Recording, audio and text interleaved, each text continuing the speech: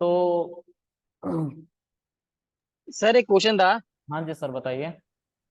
कि सर अगर जैसे हम आपने लिखा है select extract from railways where between, ऐसे हम लिख रहे हैं, अगर हम ऐसे लिखें सिलेक्ट एक्सट्रैक्ट लगा के name equals to Mohan from railway करके देगा तो आएगा कि एरर देगा?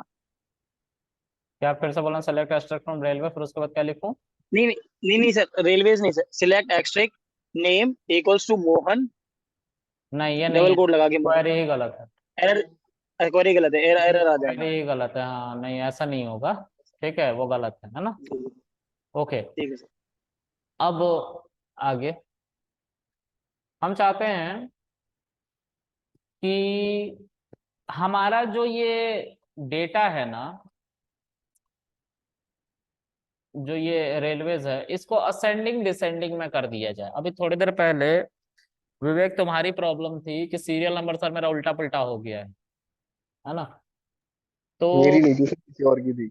अच्छा, जिसकी भी हो सीरियल नंबर उल्टा पुल्टा हो गया था, राइट? किसकी थी ये प्रॉब्लम? मनीष तुम्हारी थी? हाँ सर। हाँ, ये उल्टी पुल्टी हो गई है सीरियल, ठीक है।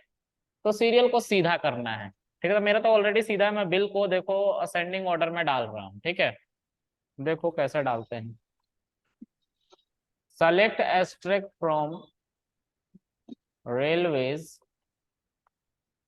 ऑर्डर बाई, मैं ऑर्डर बाई के बारे में पढ़ा रहा हूँ, ठीक है। तो देखो मैं ऑर्डर बाई बस लिख रहा हूँ, इसका मतलब ये मत समझ लेना अरविंद के बिना ऑर्डर बाई लिखे नहीं होगा, ठीक है। ऑर्डर ठीक है बाई सर। के बारे में बताने जा रहा हूँ, इसलिए ऑर्डर बाई लिख दिया है मैंने, ठीक है।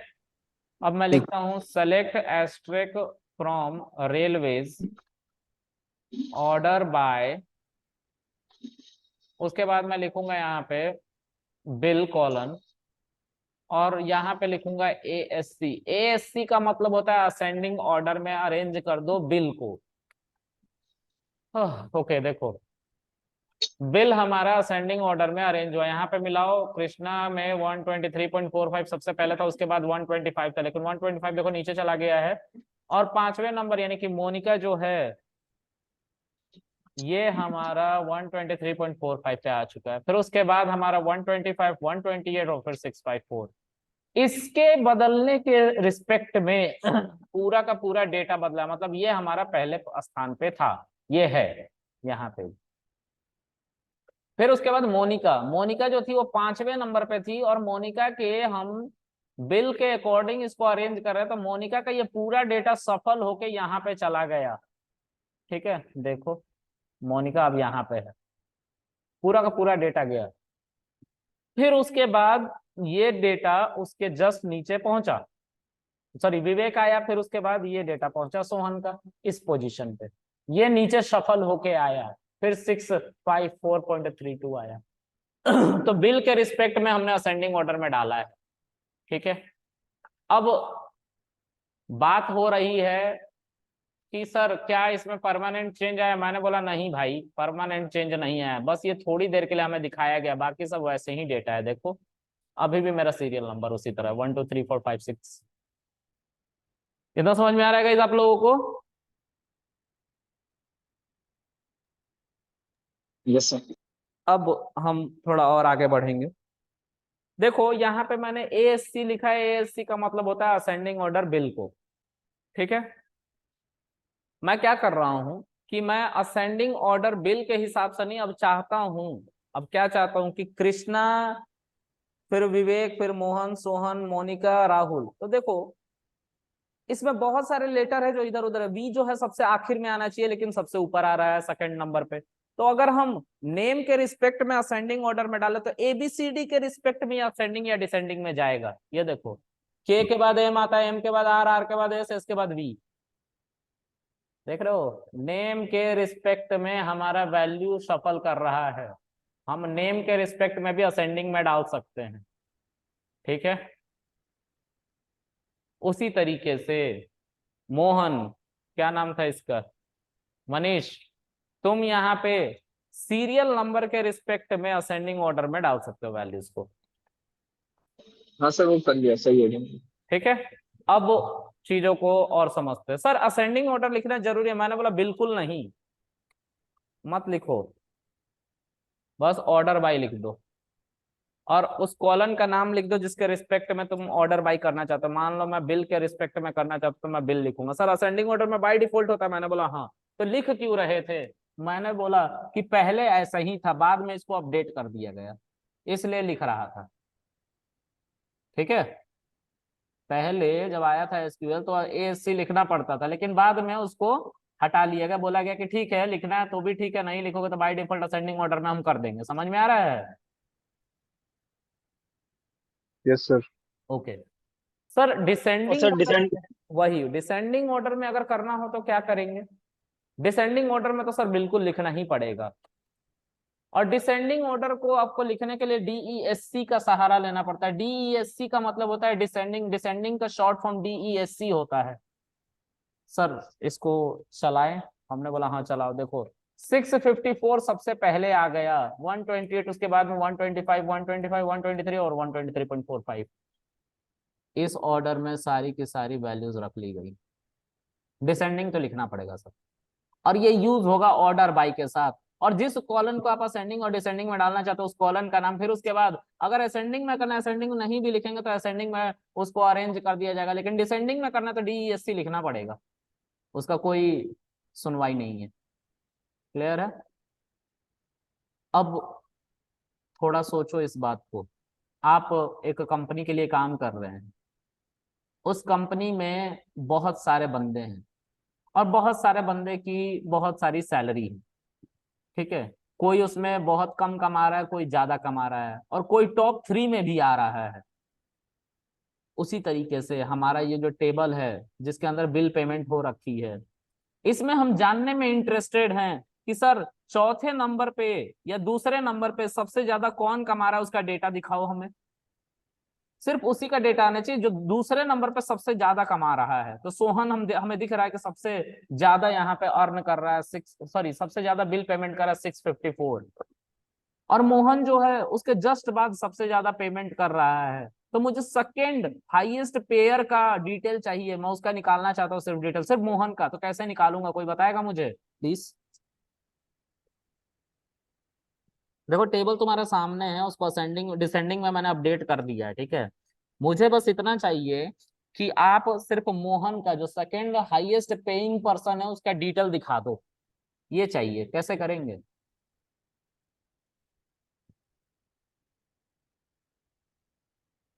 कोई कंडीशन वंडीशन लगा के करो इसको, क्या कर रहे हो? Oh, sir select extract from railways hmm, बोलो आगे। Where between hmm. One yes क्या नाम है इसका 654 हम्म। टू 125। तो आ जाएगा सर इसका फिर से बोलना एक बार। Select extract extract from from railways where bill between between 620 six sir 654 है। 654.32 भी हाँ लिखना है? नहीं नहीं सर चलेगा वो तो ओके, और 125 एंड की और क्या लिखूं? और और एंड और का मतलब पता है आप लोगों को क्या होता है? सर अभी ध्यान से हट गया अभी अभी एंड का मतलब होता है कि दोनों कंडीशन के बीच में वैल्यू आनी चाहिए। 654 से लेकर 125 के बीच की वैल्यू आनी चाहिए। और का मतलब होता है कि 654 या तो से बड़ी या 125 से छोटी, कोई भी चलेगा, सब चलेगा। चलो चलाओ इसको, शायद एरर देगा, एरर ही दिया इसने। एंड बस यहाँ पे काम करता है। एम्प्टी सेट दिखा रहा है सर।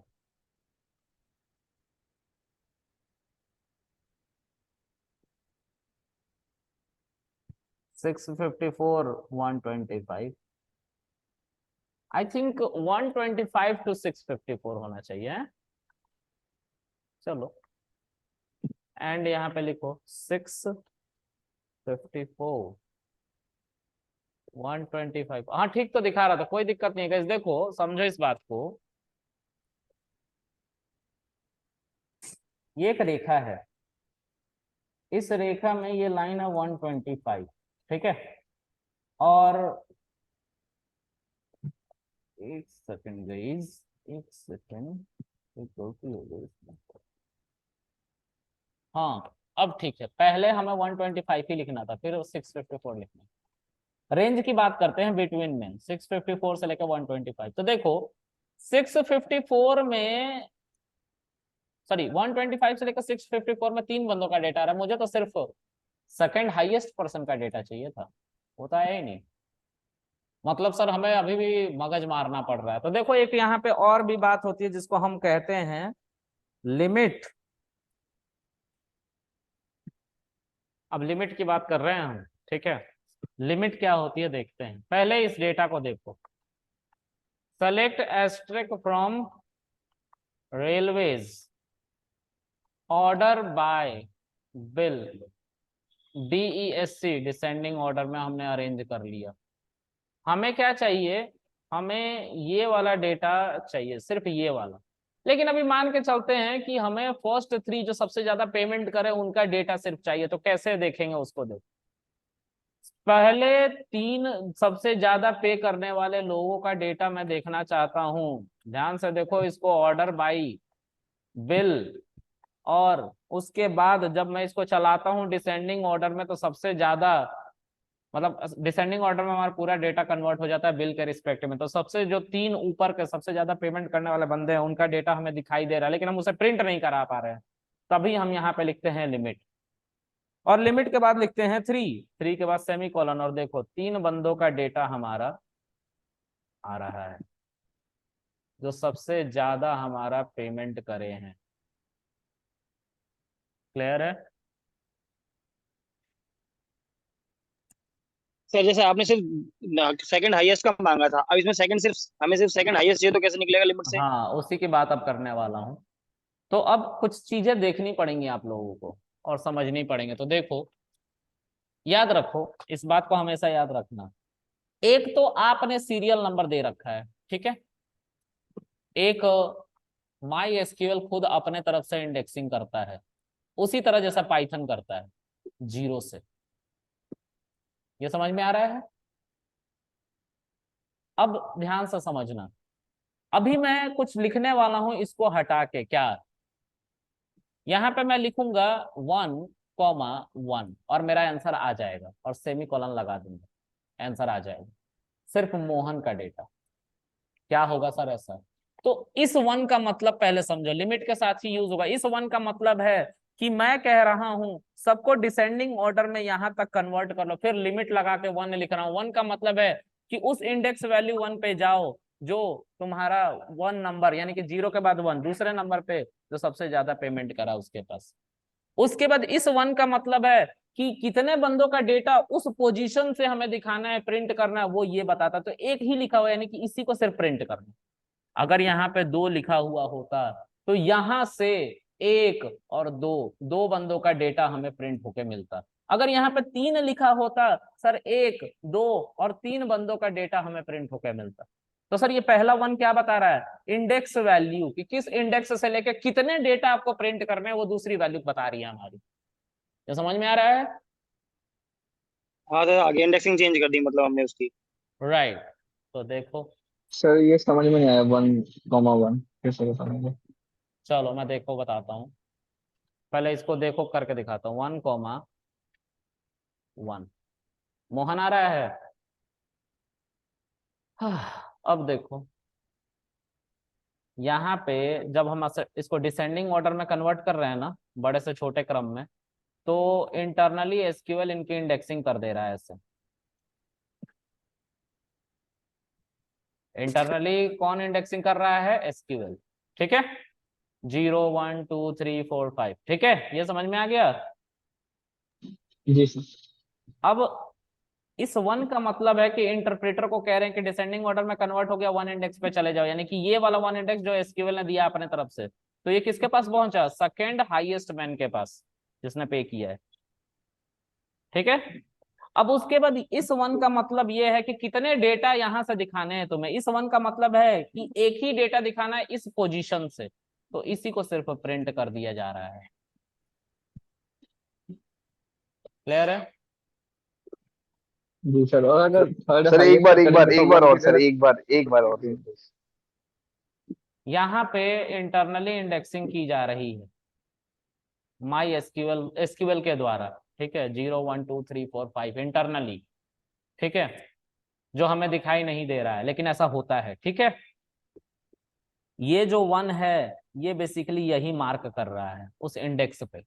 पहले डिसेंडिंग ऑर्डर में इसको कन्वर्ट किया गया, फिर इंडेक्स वाइज 1 इंडेक्स को टारगेट किया गया जो 0 के बाद आता है, यानी कि दूसरा वैल्यू। और इसके बाद वाला जो ये 1 है ये कहता है कि कितना डेटा दिखाओगे वहां से, तो एक ही डेटा दिखाना है, तो जहां पे ये गया है उसी को प्रिंट कर देता, वही तो है पहला डेटा, दिखा दे। अगर राइट सर। सर अगर हाँ, अगर अगर यहाँ पे लिमिट एक सेकंड रुक जाओ, अगर यहाँ पे 2 लिखूंगा तो पहला वाला डेटा जहां पे ये मार्क किया था उसको तो दिखाएगा ही, प्लस उसके नीचे वाला जस्ट डेटा दिखाएगा, तो 2 वैल्यू हो गए, 1 और 2, देखो, ठीक है। अब बोलो क्या कह रहे हो। तो सर अगर 0 पे है तो 0 वाला नहीं आएगा, सपोज हमें सोहन का ही देखना होता तो। सोहन का देखना होगा तो तुम सोहन के लिए लिखोगे 0, अच्छा 0 और 1, क्योंकि सोहन का इकलौता डेटा है तो सोहन का इकलौता डेटा दिखेगा। 1 अगर तब भी तुम लिखेंगे साथ में। अगर तुम यहाँ पे 2 लिखोगे तो सोहन और मोहन दोनों का डेटा दिखेगा, तो 0 को बेंचमार्क बनाया गया, सोहन को बेंचमार्क बनाया गया जो कि 0 है, ठीक है। और यहां से 0,2 लिखे थे ना, तो 0 तो यहाँ पे आ गया हमारा कर्सर, यहां से 2 वैल्यू को प्रिंट करा दिया गया, सोहन और मोहन, वही दिखाया गया है नीचे यहाँ पे, देखो। ओके। चलो आज के लिए इतना रखते हैं, ठीक है। इस सारे कोड को मैं कॉपी करके तुम्हारे ग्रुप में डाल रहा हूँ, ठीक है। बाकी हम मिलेंगे, वीडियो भी अपलोड कर दूंगा तो वीडियो देख लेना, ठीक है। जी सर थोड़ा आज का वीडियो डाल देना क्योंकि अभी डाल रहा इम्पोर्टेंट है हूँ काफी यार, आज का। डाल रहा हूँ। सर कल क्लास होगी क्या? नहीं यार, कल तो नेशनल हॉलीडे है ना। ठीक, ओके, थैंक यू सर।